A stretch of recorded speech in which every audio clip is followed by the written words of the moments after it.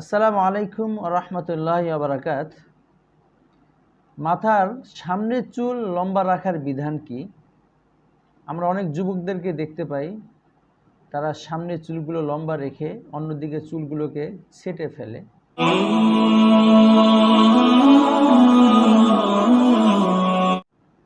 এর উত্তর হলো, ইহা যদি কোনো বিধর্মীদের অনুসরণে করে থাকে তাহলে বিধর্মীদের অনুসরণের কারণে এটা হারাম বলে বিবেচিত হবে। আর যদি অনুশীলনে না হয়, বরং এটা করেছে একটু সুন্দর দেখানোর জন্য অথবা নিজের নতুন করে সাজে সজ্জিত হওয়ার জন্য, যদি এমন হয় তখন এটা মাকরুহ বলা হয়েছে এবং এর থেকেও আমাদের বেঁচে থাকা উচিত।